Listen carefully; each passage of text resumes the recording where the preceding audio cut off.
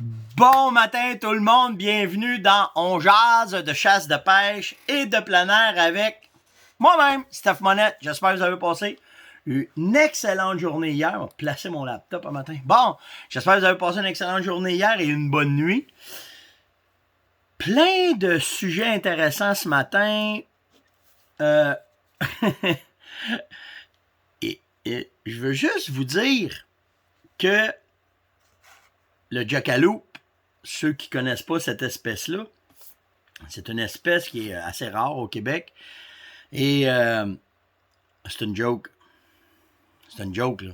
OK?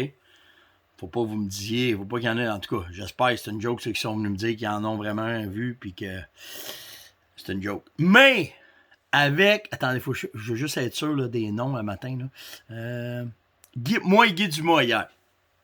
Moi et Guy, hier, on se connaît juste par Internet, là, mais si bol qu'on s'est tiré à la pipe hier, on s'est mis à parler de la vie du jackalope et surtout, Guy me demandait si on faisait des salines.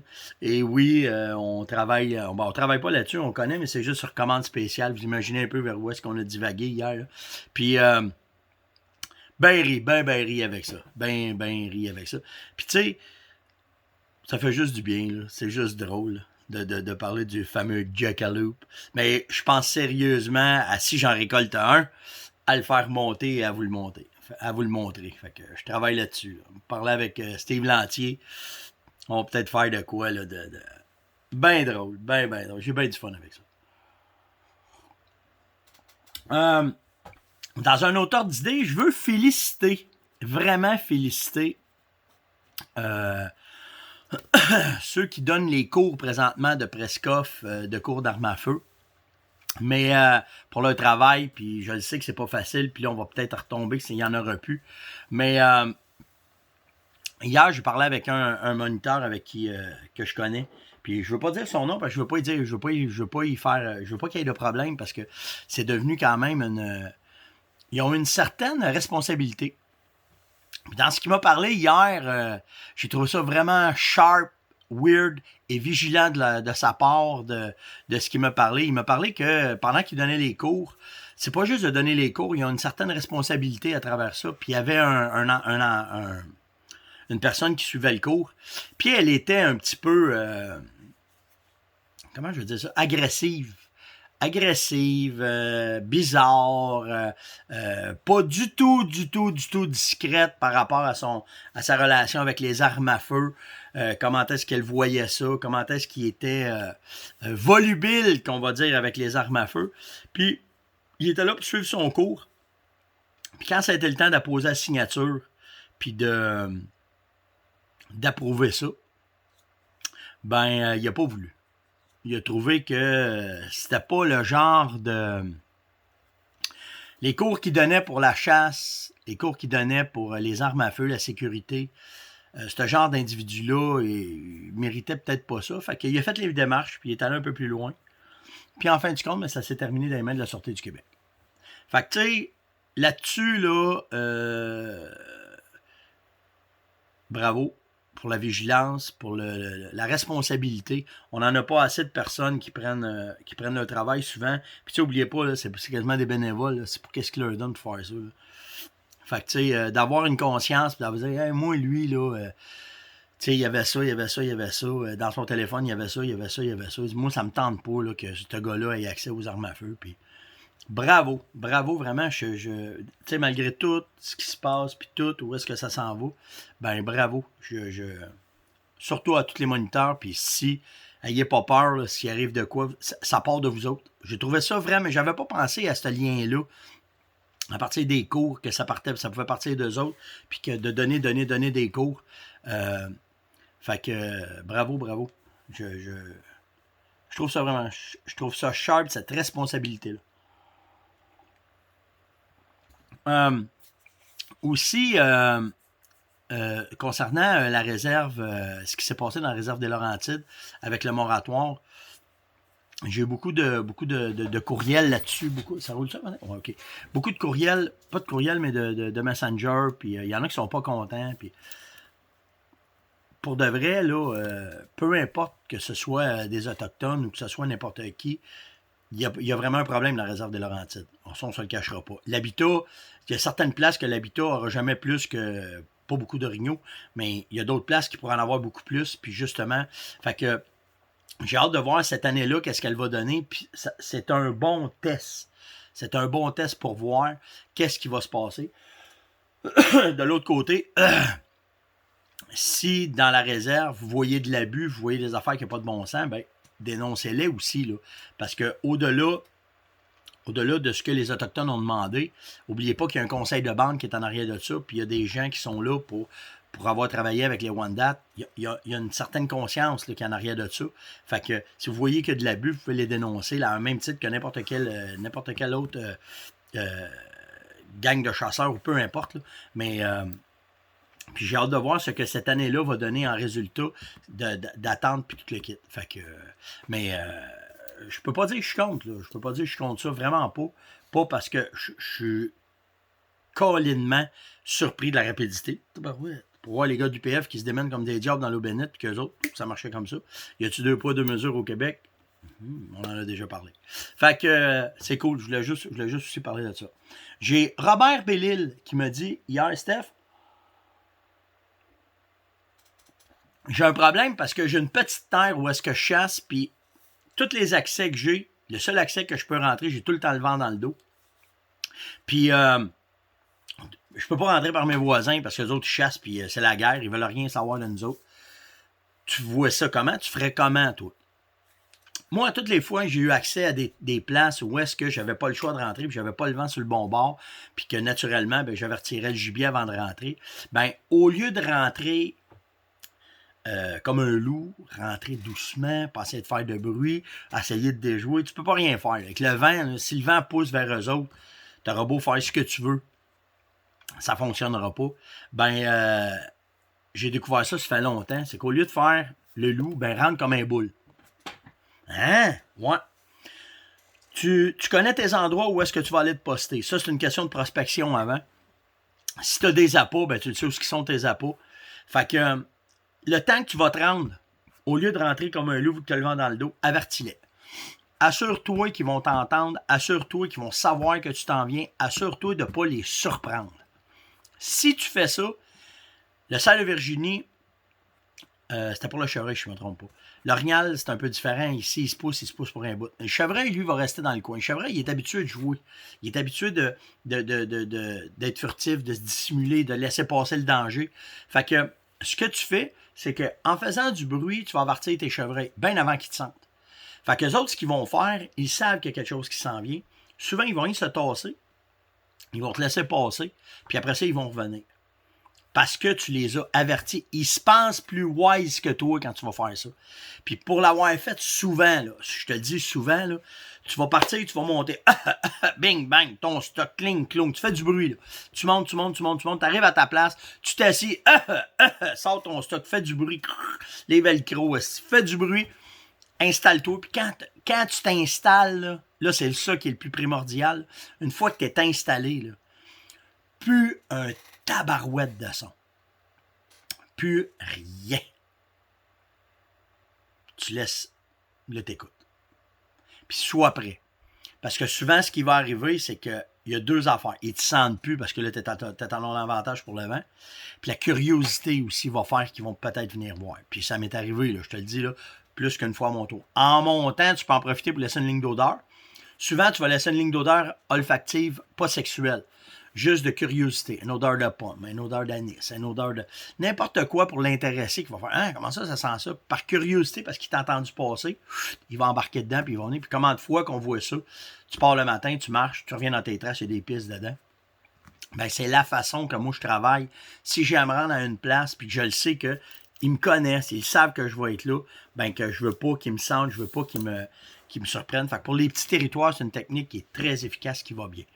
Après ça, si, admettons, tu as énormément de pression de chasse, vu que ton territoire est petit et tu as des voisins tout le tour, ben, au lieu de te mettre en pâté 6 semaines avant puis d'essayer de créer une habitude, tu ne créeras pas une habitude si tu as du monde partout parce que là, ils vont aller partout. À ta place, laisse-la tranquille. Rien.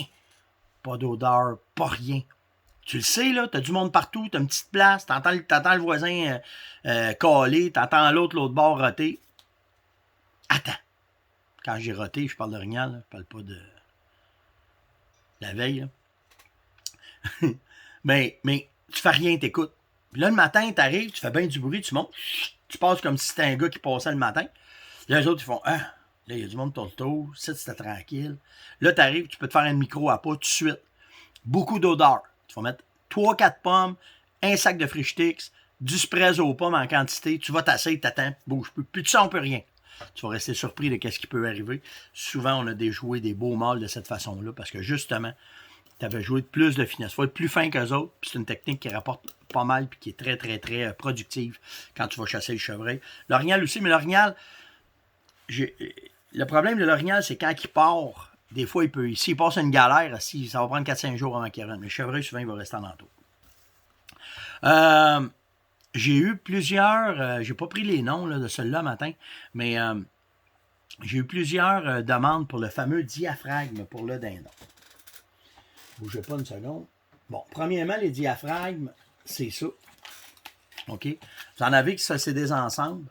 OK? Vous en avez plusieurs sortes. Après ça, vous allez en avoir qui vont aller chercher plus de tonalité. C'est tout le temps. Puis la façon que c'est fait, bougez pas de ça. Je vais ouvrir celle-là.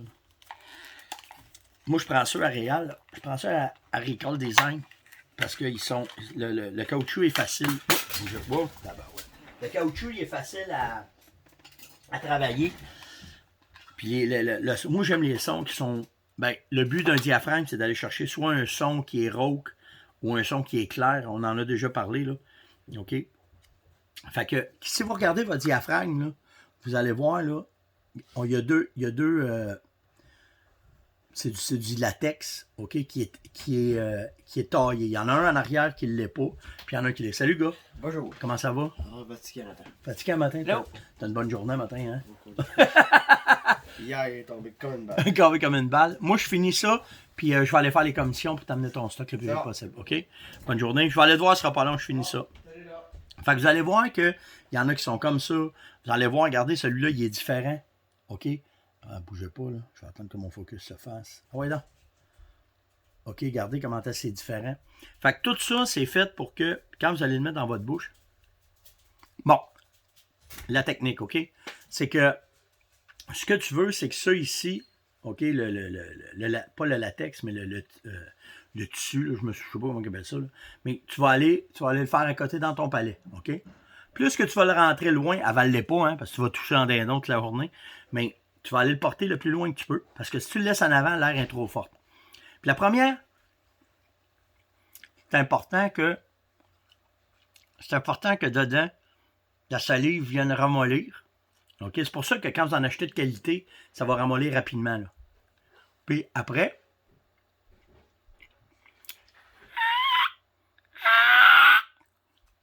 juste laisser passer l'air.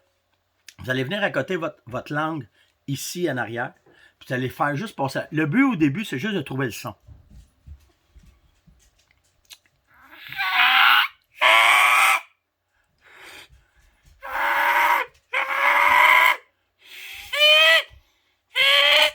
Vous voyez, il est à côté en haut, en levant ma langue, en faisant passer l'air, on entend un son, on attend qu'il va travailler. Après, à force de faire passer le son, l'air,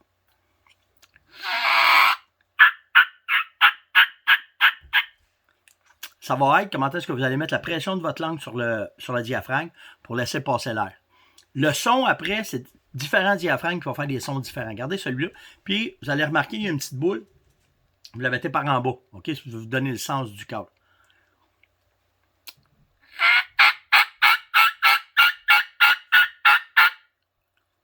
Ce qui est important après, c'est la cadence. OK? De garder une cadence régulière. Pas faire. Regardez, je vais prendre l'autre. Regardez bien la différence de son.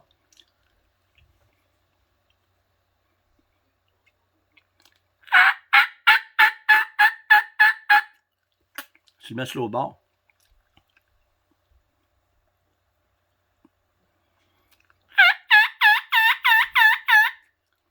Vous allez sentir que si vous ne mettez pas la boule par en bas, le son va tout le temps être plus aigu. OK? Puis ce qu'on veut, c'est des fois aller chercher un son plus rauque pour une plus vieille dinde ou quelque chose comme, pour essayer de le déjouer.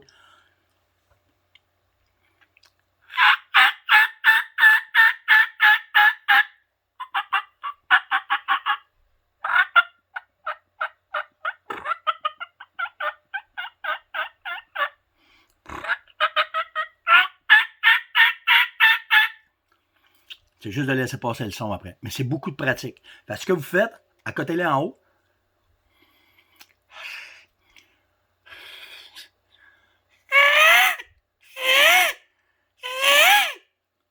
vous voyez, tu fais sortir le son, puis quand il est à côté dans votre palais, vous faites passer le son en bas. OK, il est à côté en haut, le son passe là. Puis juste avec votre langue, quand vous allez monter votre langue, ça rapetisse le son, puis là, il va accrocher le diaphragme.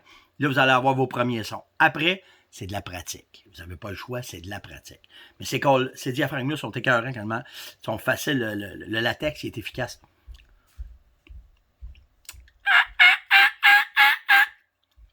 Ce qui est important après, c'est la cadence de votre call. Il faut les faire sécher. OK? Quand que vous ne les laissez pas dans une petite boîte, quand vous avez fini votre journée de chasse, moi souvent, je les fais juste tremper dans l'eau un peu pour enlever la salive qu'il y a dedans, puis tout le kit. Puis après ça, je fais que les faire sécher. Puis ce qu'on veut pas, c'est que le diaphragme, le latex viennent coller ensemble parce que vous n'aurez plus l'efficacité de votre diaphragme. Tout ça pour vous dire que ce qui est très important, OK, quand vous allez faire du call à dindon, les tonalités, ce qu'ils vont dire, on pourra en reparler plus loin, mais bougez pas une seconde. C'est quand vous allez faire vos calls, OK, quand vous allez faire votre yelp, c'est une femelle en chaleur, c'est de garder une cadence qui est égale. La seule façon de le faire, c'est si vous le faisiez avec votre plate, c'est de le faire avec des ronds. Faites des ronds égales. C'est de garder une cadence. Parce que si vous faites... Ça marche pas, ça. C'est pas bon. OK? Fait que, puis, comme je vous ai déjà parlé, pourquoi qu'on en a tant? Puis c'est le fun parce que le recall, il met de couleur, là. OK? Pourquoi qu'il y en a tant de calls, d'affaires à faire? Regardez bien, je vais vous en montrer un autre là, que j'ai reçu hier.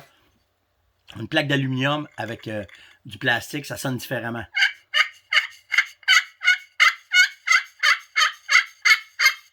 Vous voyez, le son beaucoup plus aigu comparativement à l'autre. En bois, avec une ardoise. Vous voyez? Puis,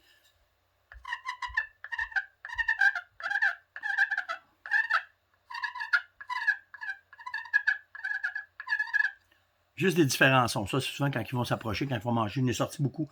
L'approche finale, c'est une belle approche pour finir.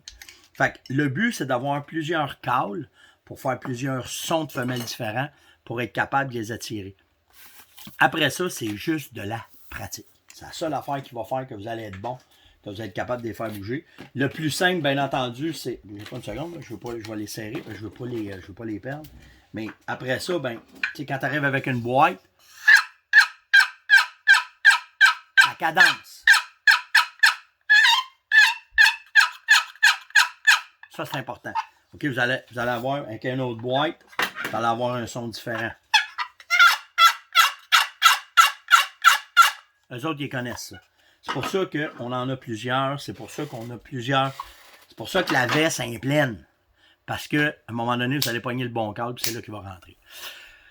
C'est débutant, là. On parle vraiment de débutant, mais c'était surtout pour le diaphragme, pour vous montrer comment est-ce faire passer l'air. Puis après ça, ça prend la cadence égale. Piep, piep, piep, piep, piep, piep. Puis là, vous allez avoir votre façon de faire. Combien j'ai de temps, là? OK, je suis là. Ah, ça achève. J'ai Yvon Rodrigue qui m'a demandé,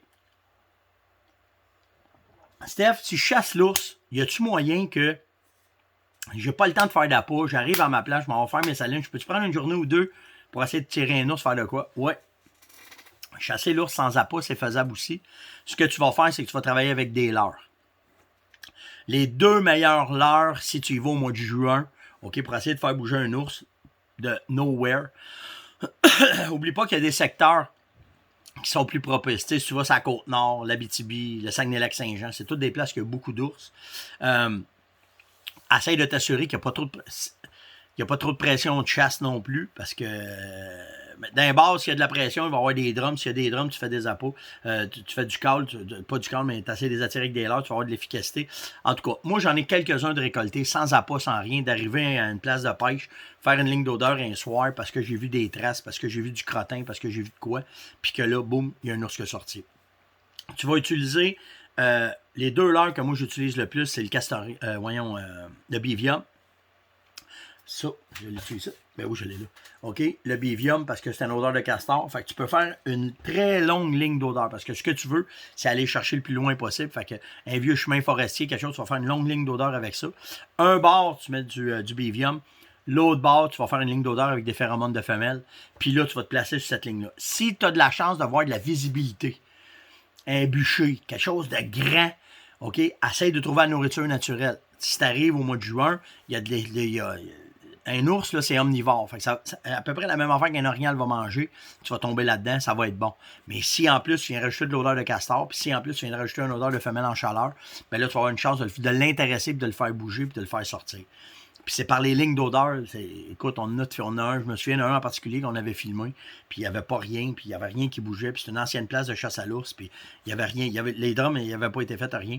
On a fait une ligne d'odeur, puis le deuxième soir, bang, c'est un méga monstre qui est sorti pour le récolter. Ça, l'affaire, soit prête, parce que quand ils sont sur une ligne d'odeur, ils sont à la chasse, ils n'arrêteront pas, ils vont passer, il faut que tu sois prêt. Tu le breaks, hey, ils arrêtent, boum, tu lâches le coup, puis tu le récoltes. C'est un peu la façon que moi, j'ai déjà eu du succès de cette façon-là sur si j'ai pas eu le temps de faire des lignes d'odeur. Donc, c'était l'On-Jase de ce matin. J'espère que vous avez apprécié. Merci beaucoup pour les commentaires, les likes, les partages. C'est fou, c'est vraiment le fun. Puis lâchez pas. Là, matin, là, likez. S'il vous plaît, likez. Je vous le dis, c'est important pour nous autres, pour le référencement. C'est important pour nos statistiques, qu'on voit comment est-ce qu'on vous rejoint. On est capable de savoir si les sujets vous intéressent. Et, venez me mettre des sujets. Ce que vous voulez qu'on jase, ce que vous voulez qu'on avance, ou qu'est-ce que vous voulez savoir. J'ai beaucoup de questions sur les vêtements. Je pensais jamais que les vêtements, pour vous autres, c'était si important, si intéressant.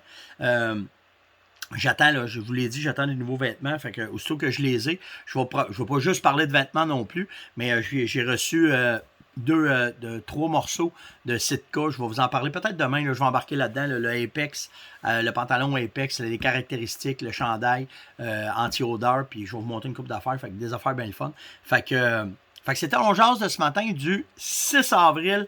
Si vous avez des questions, n'hésitez pas. Ceux qui veulent parler de Jackalope, je suis votre homme un matin, aujourd'hui, on va jaser avec vous autres. On va trouver un moyen de déjouer cet animal-là. Surtout, si vous réussissez à en prendre en fait vos caméras de surveillance. Je veux vraiment voir ça. Puis, puis nous autres, on se voit demain. Ciao tout le monde, passez une excellente journée. Bye.